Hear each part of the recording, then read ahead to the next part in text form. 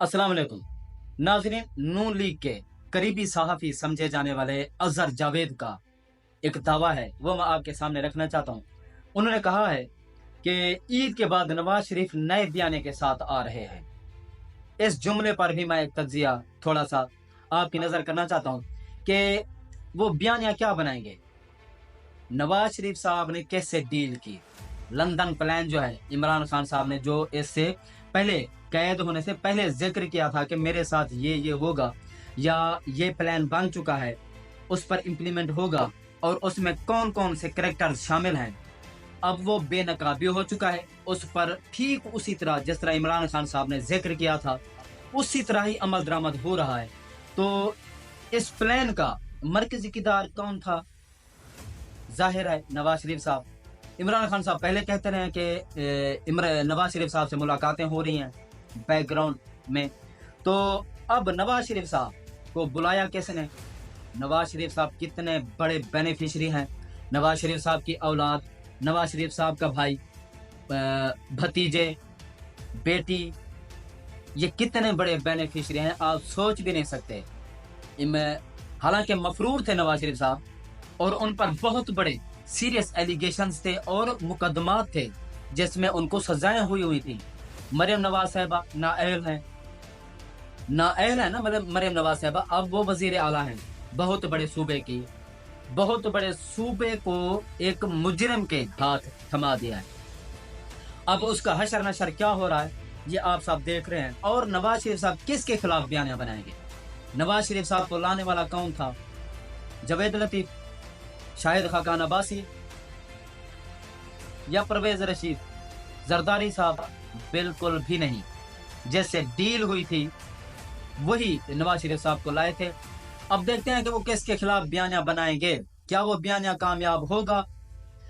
नवाज शरीफ साहब को गिरवी रखकर उसका भाई और उसकी बेटी गई हैं सऊदी अरब, क्योंकि बहुत बड़े बेनिफिशरी हैं, केसेस माफ किए गए हैं, करप्शन के केसेस और पता नहीं क्या क्या डाउन लीग्स वगैरह, सब पर पर्दे डाल के नवाज शरीफ साहब को एक बहुत बड़ा बेनिफिट देकर पाकिस्तान बुलाया गया है।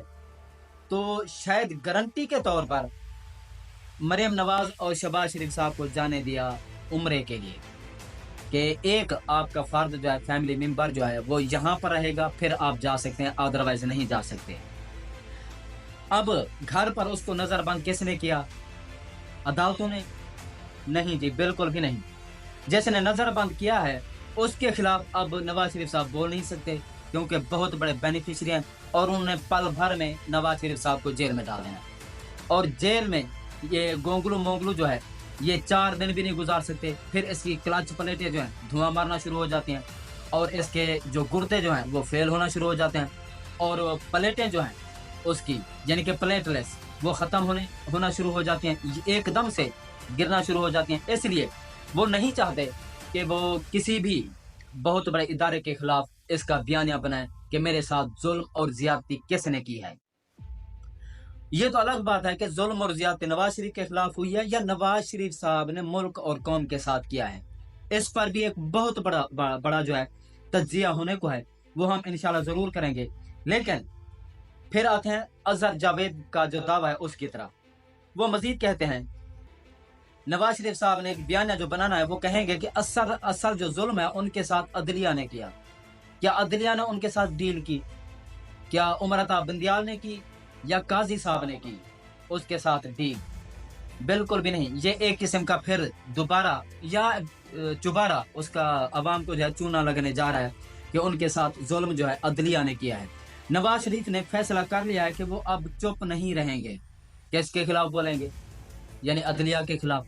ऑलरेडी पहले भी अदलिया पर हमले कर चुके हैं सुप्रीम कोर्ट पर, और हाल ही में ये जो साहबका PDM 1 था वो भी सुप्रीम कोर्ट का गेट तोड़कर अंदर घुस गई थी और इमरान खान साहब के हक में कुछ फैसले आने थे जो उन्होंने रुकवाया, एक प्रेशर बिल्डअप किया, दबाव बढ़ाया। तो अब वो अदलिया के खिलाफ जा रहे हैं, यानी कि एक बहुत बड़ा बैकग्राउंड में एक महाज खुला हुआ है जो कि अभी आहिस्ता आहिस्ता खुल रहा है, अवाम के सामने जो है वो पेश इंशाल्लाह होगा। आप देखेंगे कि एक दूसरे पर वट्टाबाजी होगी और एक दूसरे पर चौं चौं होगी। बज़ाहिर ये सामने आपको देखने को मिलेगा कि अदलिया पर वो तनकीद करेंगे। मेरा नहीं ख्याल कि ये बयानिया जो है नवाज शरीफ साहब का बिकेगा या अवाम के दिलों में कोई घर करेगा। अवाम सब जानती है डील आपने की, सबसे बड़े बेनिफिशरी आप हैं, सबसे ज़्यादा जो केसेस थे आपके माफ़ हुए, और जिसने आपके ये केसेस माफ़ किए आपको सहूलियात दी, लंदन से आपको पार्सल करके पाकिस्तान में प्रोटोकॉल के साथ बिठाया। तो ये तो हो ही नहीं सकता कि जिन्होंने आपके केसेस ख़त्म किए, आपको बेनिफिट दिया, सहूलियात दी, प्रोटोकॉल दिया, फिर आप उन्हीं के खिलाफ वो करें, ये मुमकिन नहीं है। इसलिए अपने खिलाफ होने वाले मजालिम या ज्यादती या बदमज़गी को अदालतों पर जो है ना वो थोपना चाहते हैं, जो कि ये अवाम जो है ये पहले से ही बेनकाब कर चुकी है। लेट्स सी कि अजहर जावेद साहब का ये दावा कितना साबित होता है। जावेद लतीफ़ साहब ने भी 2-3 बयानात दिए हैं, उन्होंने नवाज शरीफ साहब से मुलाकात भी की है। वो ये कहते हैं कि नवाज शरीफ साहब को धोखे से बुलाया गया, फिर उसके साथ यानी कि धोखा किया गया, गलत बयानी की गई और उसके साथ ज्यादती की गई, जुल्म किया गया। जावेद लतीफ़ साहब तो किसी ने बुलाया? काजी साहब ने तो नहीं बुलाया। ठीक है, उस पर प्रेशर डालकर जिस तरह के ये 6 लेटर्स लिखे गए हैं अदालतों की तरफ से, जजेस की तरफ से, हो सकता है उस पर प्रेशर बनाकर नवाज शरीफ साहब को सहूलियत दी गई हो, लेकिन बुलाया काजी साहब ने तो नहीं है, बुलाया तो किसी और ने है। तो फिर वो जावेद लतीफ़ साहब किससे गिला शिकवा कर रहे हैं?